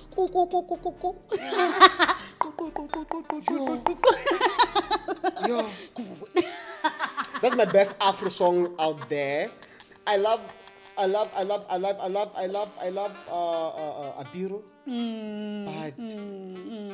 But Mbogasi, I don't know what he was thinking then. Like, it's good. He has a lot of good songs now. But now they're no longer, these guys are no longer making a lot of music because they're always on the road. Because they're always on the road, you're right. They're also on flights and stuff. But Mbogasi, so the 10 out of 10 percussion driven songs. Like the way he's controlling them, I've never admired a song with only percussions. I mean, like, he's inserting the choirs there by the end and stuff, but he's so controlling. That song is so beautiful. And my second favorite Afro by Da Capo is Abiro. So close to What are you? I even went to his place so that he plays the project. I wanted to see the project. He opened Cubase. What is he using? Logic. What does he use? Logic. He's using Logic. Then I said, turn off the drums. I want to just listen to the instruments. To the instruments. Oh man, I love this guy. Damn. Okay. Oh, sorry about that. so talented. So I need deserves everything. I mean, you can tell. The one thing I enjoy about musicians, I mean, you can tell the level of passion, and that's probably sounding like a cliche. Yeah, man. You can tell the level of passion, and it runs deep when you speak. And when we're doing the accounting of your journey, also in your story, that was deep. I won't even lie to you. I felt it. I felt it too. I'm the one who was talking about that. Yeah. I felt it. Hey, no, I love this platform because I think you tricked me. What did I do? We agreed we were not going to do it the way we did, but somehow you found a way to manipulate me. Here I am. I almost cried. Now I'm showing my affection for Da Capo. Come on. Da Capo will not forget that he loved that you love him. No. So wait, when it comes to then the people that, let me say, right now, when it comes to the people, let me say, that you've mentioned, do you still have a relationship with them? All of them. Yeah, but when me and Chaima, we are talking, but not like we used to. Not like we used to. Yeah. English, I hate this thing. What's Yeah.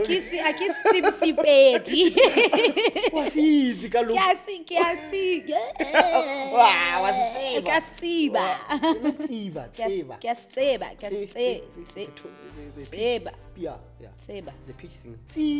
High pitch. So yeah. E instead of mid pitch. tseba. Yeah, Just tseba. Tseba. Okay. Yeah. Please. So Vinny Da Vinci never made it, like I said. For even today, like I know we're still talking about 20,000. Because 2023 you still haven't made it. And he remains my standard of reference when I'm dealing with people. Yeah. So that's why I don't want to have any problems when running a label, because I've seen how good people do it. So Sure. I'm inspired. So yeah, Team White, we were never friends. It was business. Yeah. So yeah, Eru was still working, Yeah, right? still working. And the couple was still talking, but not that much. I think they're always traveling this once. But yeah. Well, last time I spoke to the couple, I was supposed to visit him, then went out of the country. But yeah, we were still cool. Okay. Except for that guy I told you about, who ran away with my... Oh, yes, you are there with him. You're like, ran away with my money, and... Hey, you know... You can do a lot of... You can break my heart if we're dating now, so I'll forgive you. But your money, your bread and butter. Your bread and butter. Yo, it hurt. Yeah. It hurts. It does. It had. Wait, I didn't check on you. Was he like was he a promoter or a DJ? Yes, also. He was a DJ. or promoter. Nah, I'm not trying to minimize who it is, but that guy. Let's leave it at that guy. I have a constitutional right to remain silent. Let's get that guy. We'll leave it at that guy. We'll leave it at that guy. So, because I sometimes find it difficult when people because I've had problems with other DJs, me, and I'm like, dude, we do the same thing. How are we having a problem right now concerning money when we are doing the exact same thing? But that's others will play this card and like, man, you're impatient. No, I'm not impatient, man. I'm not into. I'm just saying, if we agreed like this, yes, let's not deviate. And I realize that artists and performers, this thing about being shy about your money should stop that. Nah. You're not shy about your money. I come from I used to. My personality. I know we are talking also about my personality. Like, yes. I don't really like being confrontational. I know, not being made full of. In general, not only about in music and stuff. That's the Capricorn in you, by the way.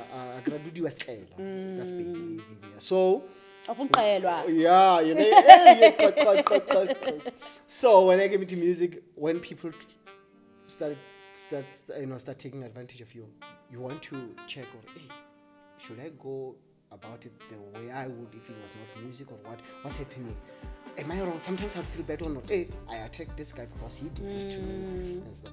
Oh, but no, when I met Aero, he really showed me. That's how we are doing it. Otherwise, if there's one thing he taught me was like, if the bridge is to burn, let it burn. Let it burn. Well, fine. What's the purpose of keeping the bridge? Imagine it's just on your shoulders? Yes. Imagine you can see that if it's easy to burn, let it burn. Let it burn, because now imagine you're holding the entire bridge. You're trying to stop it. No. Let it burn. Because someone is trying to act clever and so you tell me, but let me not speak for him. I'll really ask him to come here. So that he also corroborates some of the things I said. Of which we did, to be honest, we didn't even say much about Aero nonetheless, because because if we wanted to talk about Aero Kakulu, he'd also be sitting here with you.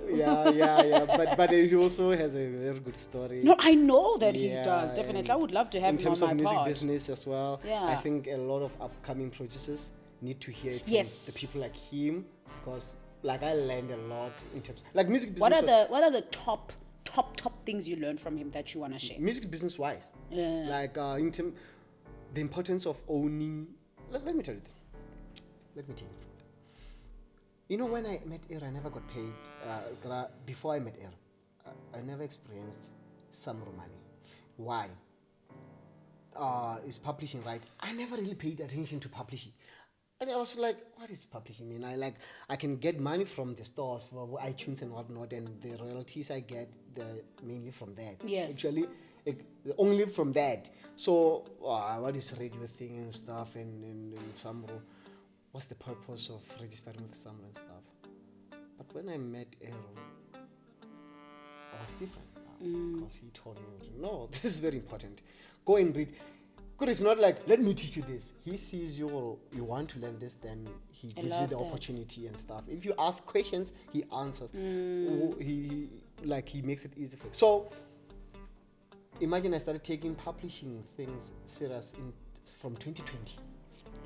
Yeah. 2019, 2020, that's the time when we started working together. So he told me, no man, go and read what is publishing, what is master.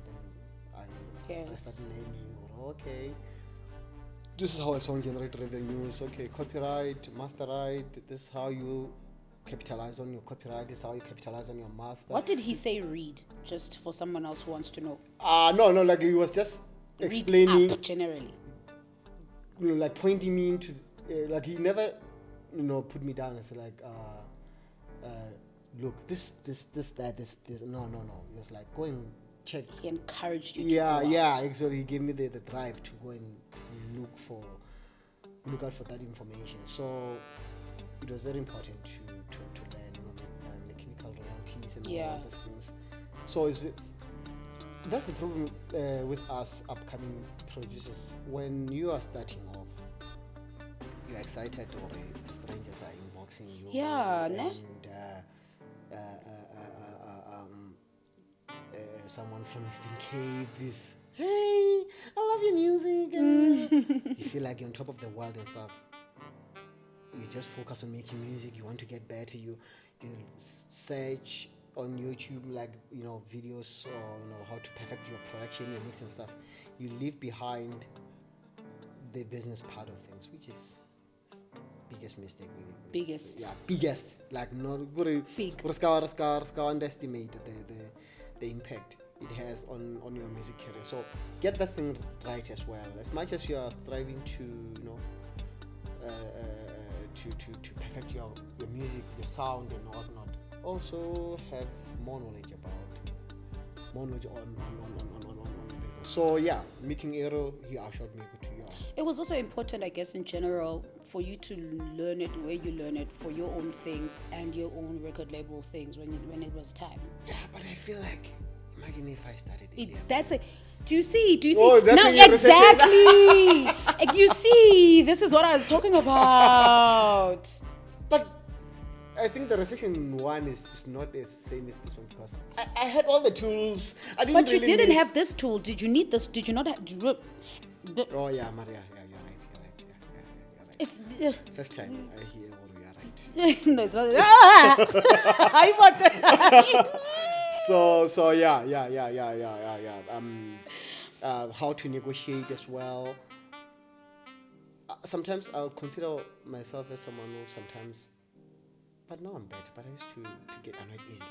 So, and act. I can tell. And like act on that. Mukhalala. I don't know how to explain it, but mukhalala. Yes. Like no one wants me. Okay. So when someone annoys, so maybe because of deviating what we were talking about, deviating from our terms, I reply accordingly. Yeah.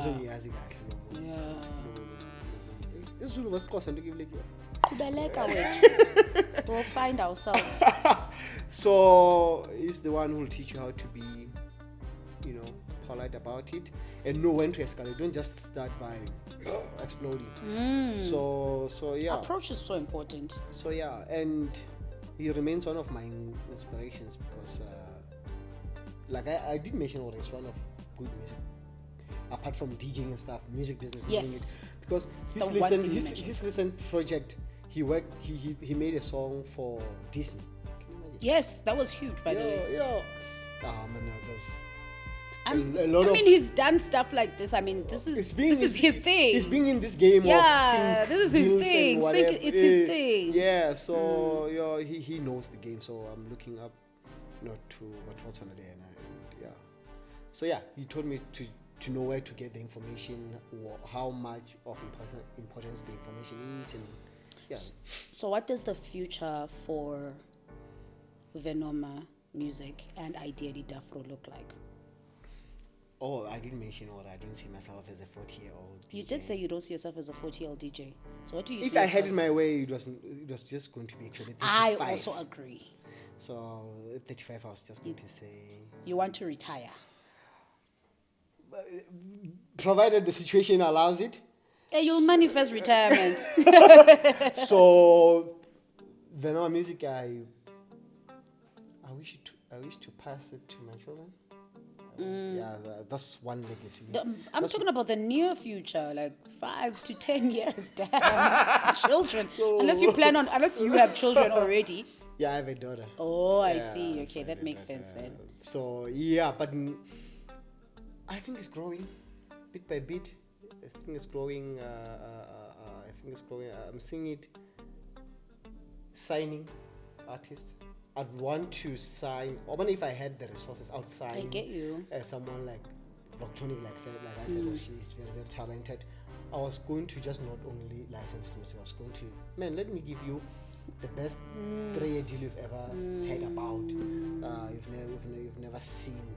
So, yeah, nourish the talent by yourself, and protect kids. And I love talent. I love it when kids are talented, and they're expressing themselves and stuff. And I love it when they're protected from things that are happening in the game. We've heard stories, we are seeing what is happening. So, Venoma Musike, I see it as that label that is it's just doing its part, to shine the light in this very dark industry. So the perfect words, very dark industry. Yeah, so that's why now I'm. You know what I do when I license music from an artist? First thing I tell them, please never be ashamed or scared to inquire about royalties. As long as our agreement maybe is saying, I think I changed it. It was 4 months per trimester. Our distributor is paying frequently, or is giving statement, not paying rather. Giving a statement frequently, then you can choose to withdraw. So I'm telling them, men, don't feel ashamed. Don't be scared. Yeah, don't be scared. Actually, I wanted that word. Don't be scared. Just ask, men. Can I check the statement? How much I will have made? I'll show you. If you've made 11 euros, I'll show you it's 11 euros. If you made 100 euros, and then because it's your money. I can't be running after you to get music, and when it's time for me to give you money, then I'm playing some. What does your distribution percentage look like? Also, it's 50-50. Okay. It's a standard 50-50. Okay, I see. Okay, cool. Yeah, it's a standard 50-50. Okay. Yeah. Yeah. Hopefully one day, maybe when I'm having a lot of muscles, I can make it 60-40 with 60 to their favor, because like I said, Venoma Musike, that's what we're using with our colors. The colors that represent our labels, yellow represents the light, that we're trying to bring in the game. That's cool. Just that we are not big yet, but we continue to do it. So yeah, in maybe 4 years, 5 years time, I'm thinking we'll be having the ability to sign artists, at least 3 at a time, to help them teach. And I'm also proud of our label so far. Even though we're not signing, we are really trying to help. I mean, like people like Rocktonica were saying, now what I do, I'm not trying to appear as a good person. No. It's not. But I'm just saying, one of the things I do, I try to link as much as I can. I see. The people who listen, I'm a small label, but you are talented. Maybe this label won't hear out. I was sending Rocktronic stuff to this guy who's an A&R for Rice. Okay. I'm trying to get it to release to have that guy I was telling you about who managed me. I want to link them and stuff. And others who released here, try to help where I can. Yeah. With the little that we have. Cool. So yeah, in 4 years' time, I'm hoping it can be a very good, big institution that is really, really visible, that will give us to help people. Look, with the amount of work you guys are putting out there in 3 projects in 1 year, just from you. Yeah. DJ Burger, and what's his catalog for just this year look like? He has one last EP coming. It's the 20th of this month. But for real? Yeah, he already has 2, I think. Now I have 3. I'm gonna have 4. Are you? Sorry. Yes. No. Are you planning on dropping any more? I mean, we have 2 months left in the year now. Yeah. I would.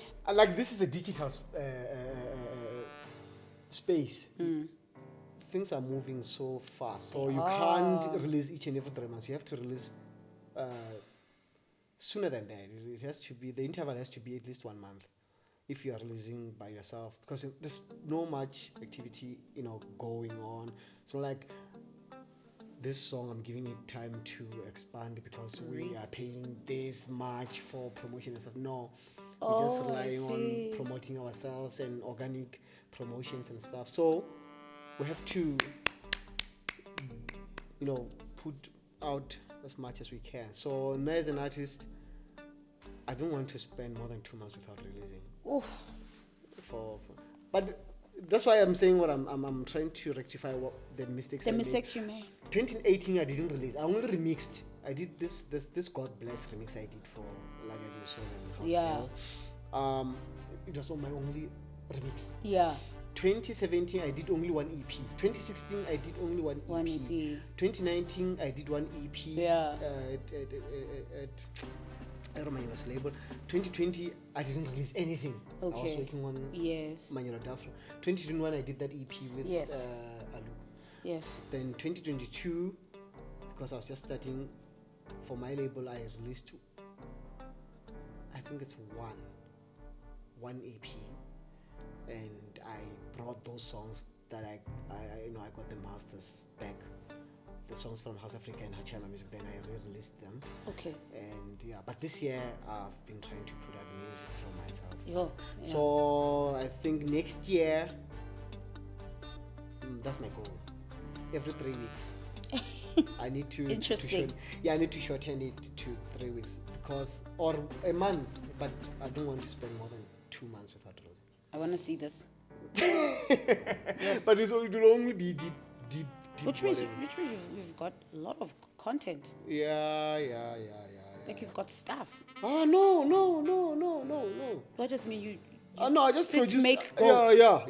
That's how I'm working now. That's how I'm working. Back then, I was not releasing, but I would have a lot of exclusives. I would even sell exclusives. Nah, I'm not doing that. Just. Do you ghost produce? Yeah. Cool. Yeah, Amapiano, but they're not big. As when okay, no, but yeah, I ghost produce. I mix for other artists, but this one is a common thing. I mix but yeah, I do ghost produce. Okay. What are you thinking about? He's like, no, I want to allow you this place. You tricked me before. I didn't. You make me say things I don't. I didn't trick anybody. Make me end up. It didn't. Because one of the very important aspects of post production is keeping quiet. So I guess ghost production. Yeah. So yeah, but I do it differently. I make sure I'm part of I know that's because of course harvesting community. So I make sure you're such an aggressive producer. I have to come and pay you to be mine. Like the way you're so aggressive. Because I love your sound in general. So what I want. I think you'd be able to, because I don't like sitting and Let's do it. As long as I don't care. People will know now. If there's a song coming, I won't hide that. Oh, people just say. Even people are no longer hiding. Why not? This is the conversation I had with ghost production. I don't see anything wrong. There's nothing wrong. As long as it's an industry that is protected. Protected. Because if producers are going to be protected in this section, ghost production, they're going to be motivated to do True. More. So that's what Era was saying to me. People will even opt for it to just make it a career. They would. I think, and I need to ask you this, by the way, before we even decide to close, because we need to wrap up. Oh, sure. So I need to ask you this, and I'm sorry for cutting you. How important you feel a producer must be a DJ? I don't think it's a necessity. I agree. We're just doing it because that's the only income, first revenue. Like I told you, I love making music. Yeah. I don't like going out. Yes, exactly. That's why I was like, maybe he can be my ghost producer. I after playing, I want to stay there and network and do that. But I end up leaving. After playing, I go, if maybe it's far away from home where they've booked. I just finish playing, go sleep. Home. So then there's people like me who enjoy that space. But let me sit down and try to make music. I'm like, I don't have the attention span for this. You drink? No. So how do you enjoy that? Rightfully, perfectly. I think you do coke, but anyway. I don't. For a long time, people thought I did, but I don't. But the sober me doesn't survive in that environment. It's so loud, and but I love performing. That moment. That hour, 2 hour session. It's beautiful. I love it, but the rest of it. Yeah, I can stay me for the next 3 hours. Because other events are important that you network. So the lineup is good. You're going to meet other people, but after 4 hours, I feel like get me out of here. Yeah, like it's so difficult for different. It's understandable. We have different personalities, and that's what I understand. That's why I needed to know. Do you think it's that important? Sure. No, I don't. If we can shape this industry, the part that deals with ghost production, I think that the people in Europe and other parts of the world, they are so good with it, because I heard someone was telling me he knows this other guy is using ghost producer, and they are working so well. Yes. That guy is he's having his own profession. He's doing production, then he's going back to do 9 to 5 and stuff. Then he's not into DJing, and they're working so well. And others you'll hear Guti, this song by a very big artist was written by Mama, performed by Mama, blah blah blah. They don't have problems. They never fight. They never fight. So I think if we can adapt to that, where we promote it, people will be like, I want to be a ghost producer. It can reach that level. I think it's really nice. Hey, whoever wants to that level can come to me. We'll talk on WhatsApp. I'll give you a code. We'll WhatsApp and you'll quote me. We'll see how we are working. See how we are working. Okay, sure, let's wrap up. Sure. Let's wrap up. Look, the one thing I did say when we started that, look, fangirling over your music is something that we all do, and this is the platform. This is a talk platform. Sure. And we've done fangirling over your music. We know you've dropped 3 projects this year, and we can go and listen to them. We can go and consume them. But is there anything specific that you would want to put out there concerning your music? Because everything is there. You literally just talked about these things. You talk about these things all the time. You just dropped an EP. You dropped another project before that. Even before that. People should just expect now. Because I've realized people have this type of sound that I make, fusing gospel and deep house. So I'm gonna be putting out more of it. Put it. I'm ready for it. But other than that, you just have to also look out for Manuel Dafro. You're working on something. We want to get this thing. You guys are actually one of my favorite duos, funny enough. Like, I'm just thinking, I'm sure that you get that a lot, by the way. Yeah, I'm sure you get it a lot. Amongst the duos that decided to come together, I think you guys did it so seamlessly. Yeah, I think. Like, it's not even like you guys grew up together. You guys did it seamlessly. Sure. That is amazing. Sure. So we have content coming. And the good thing about this thing, what I love, look, Anita was telling what he inspired me to just make sure that I have my own label. Look, now we had these 2 songs. They were not for Sony label. They were just for us. So we decided how we're going to release them. So I took one and released it under my label. He's taking another one is going to release it under his label. I think it's this Friday. Oh, awesome. So it's just beautiful to watch. I love what is happening. So there's a lot of activity happening in general. I love that. So album next year, Manuel Dafro, Mina. I haven't done an album, a studio album for Dafro. Maybe next year. I'm not even complaining because you've given us things to consume. Yo, man. And they took a lot of time to make. So imagine album, because albums, that body of work. There's a lot of pressure that also comes with it. Yo, man. A lot of pressure. You already have pressure. Oh yeah, because imagine album, you have to make sure that you're sending the best, maybe 11 songs to them. So you have to make at least maybe 30 songs. Oh. Sounds like a journey and a half. Yo, bro. Let's wrap up. Yeah. What's your social media so that people can search you? TikTok. I love that. We're about to do one. TikTok, Instagram, and Twitter is @DafroVenom. @DafroVenom. Then Facebook is. We'll tagline. Sure, yeah. We'll tagline it down below, but we want to hear it from your mouth. Yeah. Any last words before we say good night? Oh, good night. Any last words before we say bye? No. You've said everything. I've said everything, man. You've said everything. But just to say. You've given tips. You've given culture. You've given history. You've said a lot. Yeah, I've said a mouthful. All right. Thanks for having me, man. Awesome. Thank you for coming through. I hope you had a good time. You have some professional setting here. Thank you to Mob Justice. I love it. I love the patience as well. You didn't put me. I didn't kill you. Yeah, Good, good. Let's close the show up. Okay, this was the side sessions, and that's Dafro, ladies and gentlemen. You know where to find him. Follow him. Check out his music if you haven't. If you're a new follower today, Dafro. Otherwise, it's side sessions signing out. Mwah!